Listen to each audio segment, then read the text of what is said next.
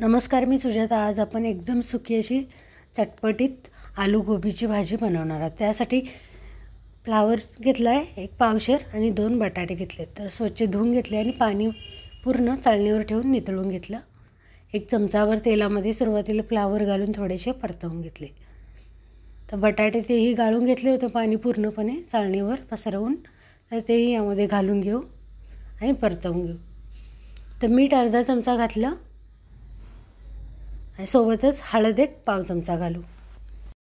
मीठ आणि हळद घालून आपल्याला 5 ते 6 मिनिटं परतवून घ्यायचे।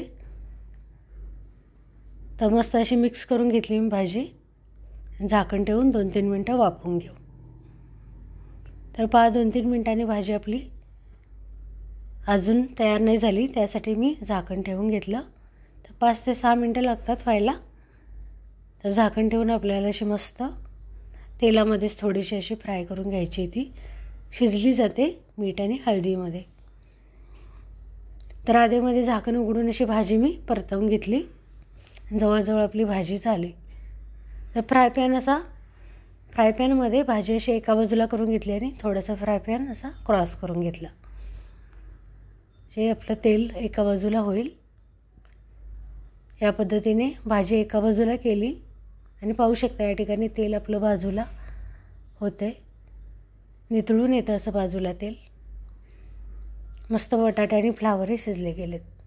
तर तेल 2-3 मिनिटांमध्ये एका बाजूला झालं। तर फ्राय केलेली भाजी मी थोडीशी बाजूला काढून घेते। तर या तेलामध्येच आपण भाजी बनवून घेणार आहोत। तर तेल थोडं गरम करून घेतलं। यामध्ये जिरं घातलं 1 चमचा, सुक्या मिरच्या 2 ते 3 आणि तमालपत्र घालून थोडंसं गरम करून घेऊ। सोबतच 2 लांब कांदे असे चिरून घेतलेत। तर तेही घालून असे मिक्स करून परतवून घेऊ। कांदा होत आला म्हणजे त्यामध्ये फोडणीमध्येच कोथिंबीर घातली बारीक चिरून आणि मिक्स करून घेऊ। त्यामध्ये मसाले घालून घेऊ। तर वापरलेले मसाले यामध्ये खूप महत्त्वाचे आहेत। या पद्धतीने भाजी खूप छान होती। तर या ठिकाणी मी साठवणीचा लाल तिखट घेतलं आहे 1 चमचा, धनेपूड घेतली, कांदा लसूण मसाला, चाट मसाला, कसुरी मेथी घेतली 1 चमचा आणि 1 चमचा चाट मसाला घेतला आहे, हिंगही घेतलं थोडंसं आणि मस्त असं मिक्स करून पाहू शकता या ठिकाणी बटाटा मस्त शिजला गेला आहे आणि फ्लावर पण मस्त शिजला गेला आहे। 1 चमचा तेलामध्येच आपण व्यवस्थित परतवून घेतली होती भाजी। तर ही भाजी यामध्ये घालून घेऊ आणि मिक्स करून घेऊ। तर अजिबात पाण्याचा वापर न करता आपण या ठिकाणी भाजी बनवली।